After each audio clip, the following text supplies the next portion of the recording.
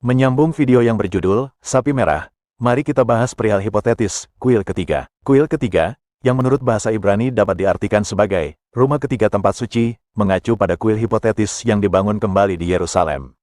Lalu mengapa harus ada kuil ketiga? Kemana yang pertama dan yang kedua? Baiklah, mari kita luruskan. Kuil ini menggantikan kuil Sulaiman dan kuil kedua. Kuil Sulaiman atau Solomon sebelumnya telah hancur.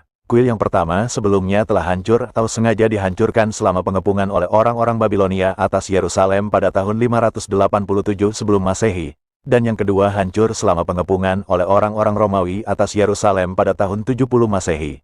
Gagasan dan keinginan untuk membangun bait suci ketiga adalah hal yang sangat sakral dalam Yudaisme, khususnya dalam Yudaisme Ortodoks. Ini akan menjadi tempat ibadah paling suci bagi orang Yahudi. Alkitab Ibrani menyatakan bahwa para nabi Yahudi menyerukan pembangunannya sebelum atau bersamaan dengan zaman Mesianis.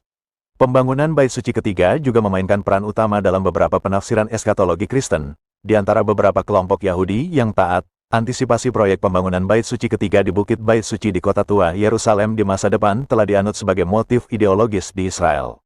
Lalu mengapa Islam terlibat? Alasannya sangat historis sekali. Pembangunan bait suci ketiga sempat diperebutkan oleh umat Islam karena adanya kubah batu. Ya, kubah batu, yang dibangun oleh kekhalifahan Umayyah di lokasi bait suci Sulaiman, dan bait suci kedua yang hancur. Ketegangan antara Yahudi dan Muslim terkait erat dengan Temple Mount dan menjadi salah satu titik konflik utama, mengacu pada konflik Israel-Palestina hingga saat ini, dan kawasan tersebut telah menjadi bahan perdebatan signifikan dalam proses perdamaian Israel-Palestina. Sebagian besar komunitas internasional menahan diri untuk tidak mengakui kedaulatan apapun atas Yerusalem karena adanya konflik klaim teritorial antara Israel dan Otoritas Nasional Palestina, karena kedua belah pihak masing-masing telah mengklaim kota tersebut sebagai ibu kota mereka. Nah, kuil ketiga yang belum terwujud inilah yang dikait-kaitkan dengan isu kelahiran kemunculan sapi merah di saat Perang Gaza sedang berkecamuk. Kemunculan sapi merah sangatlah penting demi mewujudkan pembangunan kuil ketiga karena itulah yang tertulis dalam Alkitab Yudaisme pada Bilangan 19:1-22.